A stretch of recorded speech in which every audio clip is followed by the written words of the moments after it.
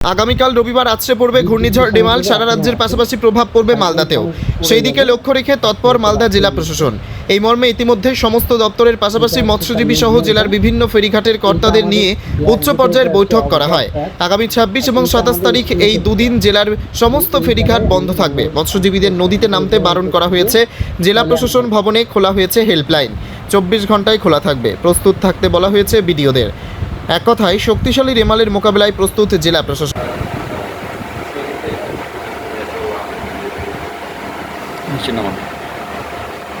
নিচে নামান একটু।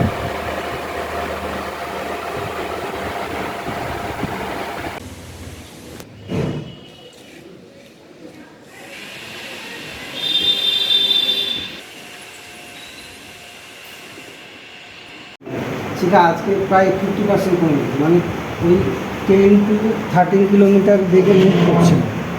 10 to 13 কিলোমিটার বেগে মুভ করছে, এই কারণে ওটা ওই আজকে 300-400 কিলোমিটারের মধ্যে চলে এসেছে। ডিপ ডিপ্রেশন হিসেবে এখনও আছে। সাইক্লোন ফ্রন্ট পড়ে যাবে আজকে হয়তো রাত্রের মধ্যে। এইটা হচ্ছে তার মুভমেন্টটা।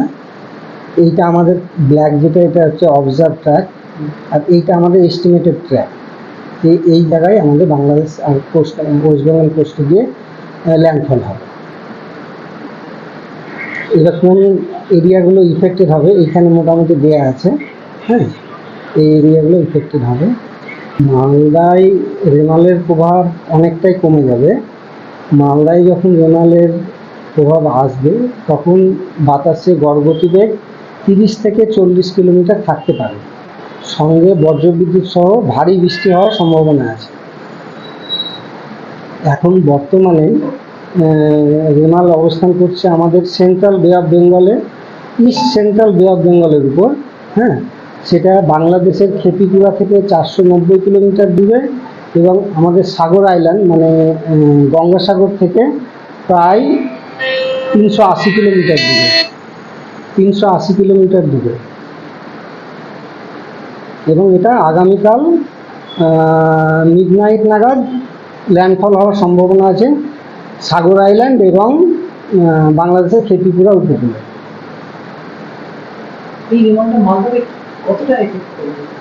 মালদাতে এফেক্ট মানে ওটা যখন ল্যান্ডফল করবে তাতে তার বাতাসের গড়গতিবেগ থাকবে 110 থেকে 120 কিলোমিটার সর্বোচ্চ, মানে গাছটি যেটা হবে সেটা 135 কিলোমিটার হতে পারে। হ্যাঁ, এবং সেইটা আমাদের মালদায় আস্তে আস্তে ও শক্তি খাওয়াবে। ল্যান্ডে উঠে গেলে তো আর এনার্জি পাবে না, শক্তি খাওয়াবে। তো মালদায় আমরা এক্সপেক্ট করছি 30 থেকে 40 কিলোমিটার ভেবে ঝোড়ো হাওয়া বইবে, সঙ্গে বজ্রবিদ্যুৎ সহ ভারী বৃষ্টি হওয়ার সম্ভাবনা আছে।